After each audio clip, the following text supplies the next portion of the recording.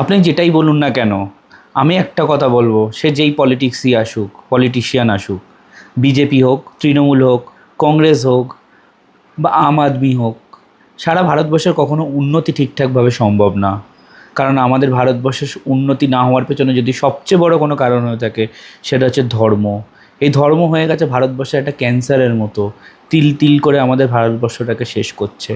আপনি দেখুন তো, আজকের আর পলিটিক্স যে হয়, মানে কাজের প্রেক্ষিতে যে ভোট হয়, সেইটা কি আর হয়? এখন শুধুমাত্র হিন্দু মুসলিম করেই শুধুমাত্র ভোট হয়। আর আমরা মধ্যবিত্তরা বিশেষ করে এটাতে খুব আকৃষ্টও হই।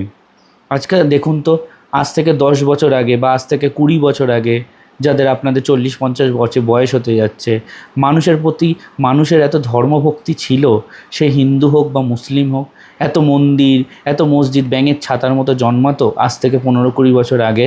একবার ভেবে দেখুন তো, এত নামাজ পড়া, এত বোরখা পড়া, এত কিছু ছিল। এ যেন হালে করে আরও দিন দিন বাড়ছে। মানুষের ভেতরের সত্যতা, মানুষের ভেতরে সত্যি কথা বলা, মানুষের সৎ কাজে লিপ্ত হওয়া আস্তে আস্তে কমছে, আর আস্তে আস্তে ধর্মের দিকে আকৃষ্ট হচ্ছে।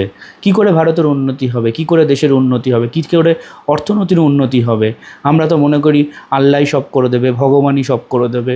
কিন্তু বাস্তবে তো আল্লাহ আমাদের হাত দিয়েছে, পা দিয়েছে, চোখ দিয়েছে, খেটে খেতে বলেছে, ইমানের সাথে খেটে খেতে বলেছে, এই কথাই কেউ বলে না।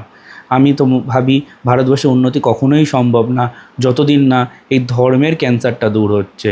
যদি একমত হন তাহলে অবশ্যই লাইক করবেন।